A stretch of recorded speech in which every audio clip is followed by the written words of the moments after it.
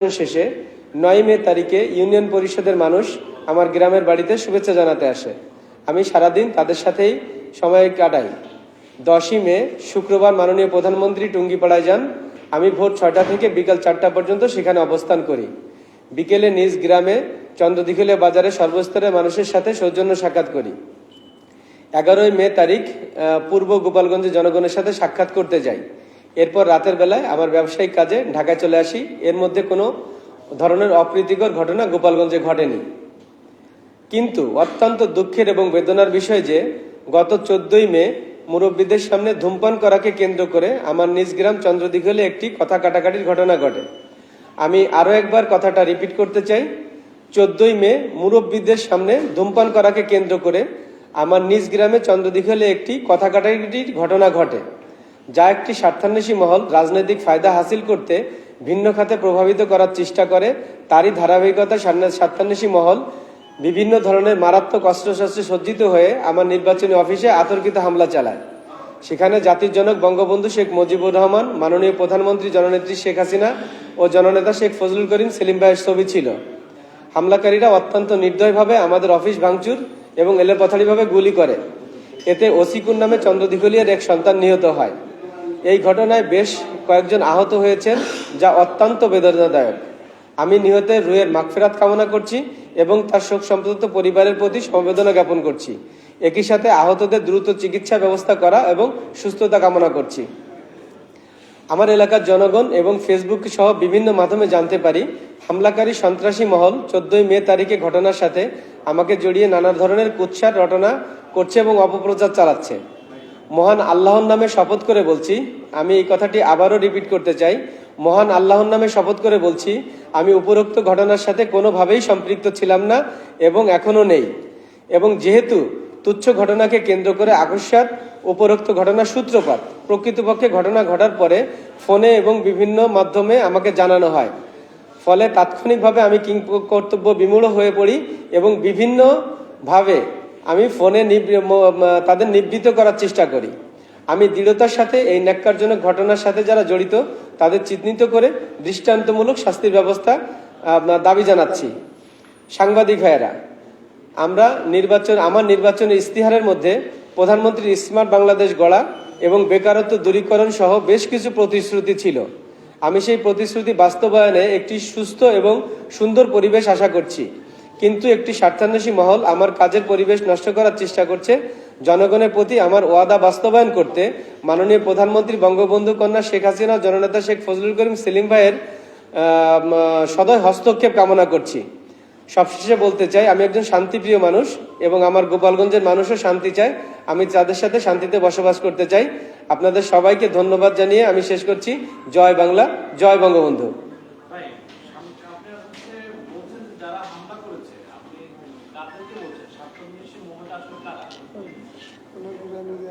স্বার্থান্বেষী মহল আপনারা জানেন যে আমাদের গ্রামে আরেকটা আমাদের প্রতিপক্ষ ছিল। আমি আসলে তাদের কথাই বলতে চাচ্ছি।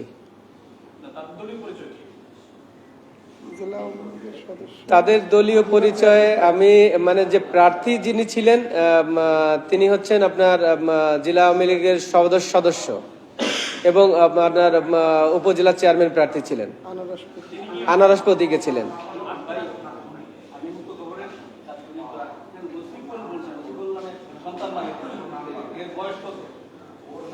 ওসিকুরের বয়স 25 বা 26 বছর হবে। না না না, উনি একজন চা ব্যবসায়ী ছিলেন, চার দোকানদার ছিলেন।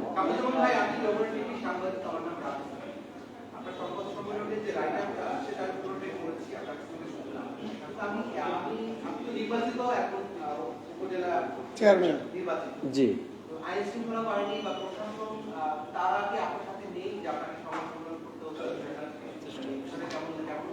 না, আইন শৃঙ্খলা বাহিনী কিন্তু আমাদের সাথে আছে। আপনি দেখেছেন যে আমাদের ওই ঘটনাটা আপনারা যখন নির্বাচন হয়, নির্বাচনের সময় কিন্তু আমাদের একেবারে সম্পূর্ণ সুষ্ঠু পরিবেশ ছিল। তো এবং আমি যতদিন বাড়ি ছিলাম ততদিন পর্যন্ত সুষ্ঠু পরিবেশ ছিল। কিন্তু নির্বাচনে আমরা চলে আসার পর আপনি জানেন যে আমি একজন ব্যবসায়ী।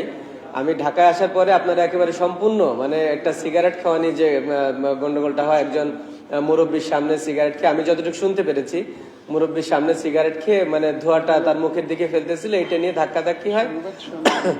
তো এইটাই আসলে মানে ঘটনার মূল কারণ এখানে।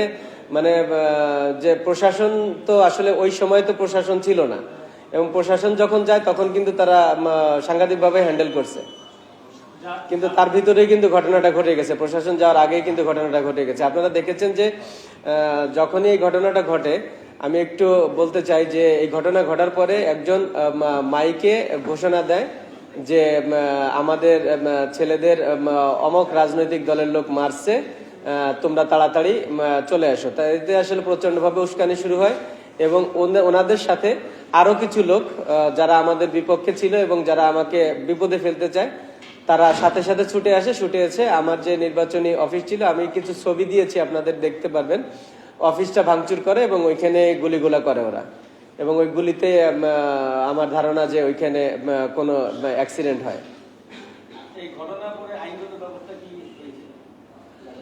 আইনগত ব্যবস্থা আসলে আমরা এখনো মানে অপেক্ষা করতেছি। আমাদের দলের আমাদের যারা ছেলেরা ছিল তারাও অনেকে গুলিবিদ্ধ হয়েছে। তো আমরা একটা আইনের আশ্রয় নিব, আমরা চেষ্টা করতেছি আইনের আশ্রয় নেওয়ার জন্য। আমরা মামলা রেডি করা আছে, আমাদের মামলা হয়তো আজকেই আশা করি আমরা রুজু করব।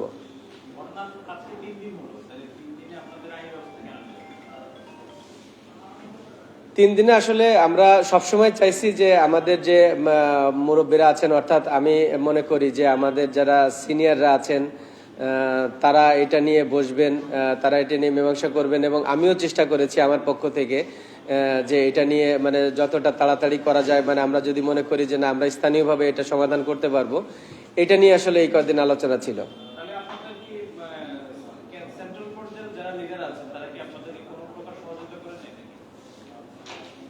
না, এখন পর্যন্ত আসলে ওইভাবে সহযোগিতা আমরা পাইনি।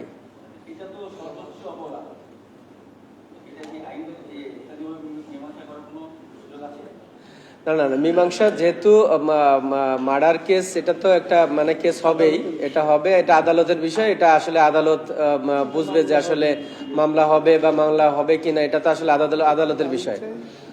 আমি চাই যে একেবারে নিরপেক্ষ তদন্ত হোক, ওইখানে যারা দোষী তাদের বিচার হোক, এবং এটার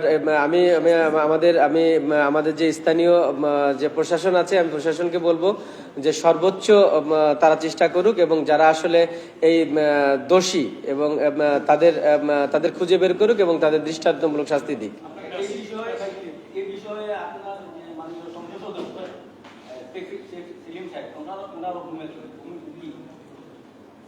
আমি মনে করি যে উনি আসলে এখনো নিরপেক্ষ ভূমিকায় আছেন, উনি কোনো ভূমিকা এখনো পর্যন্ত নেন নাই। তবে আমাদের অনুরোধ থাকবে, আমি সাংবাদিক সম্মেলনের মাধ্যমে আমি এখানে বললাম যে আমাদের জননেত্রী শেখ হাসিনা এবং জননেতা শেখ ফজলুল করিম সেলিম ভাইয়ের হস্তক্ষেপ কামনা করছি আমি এখানে।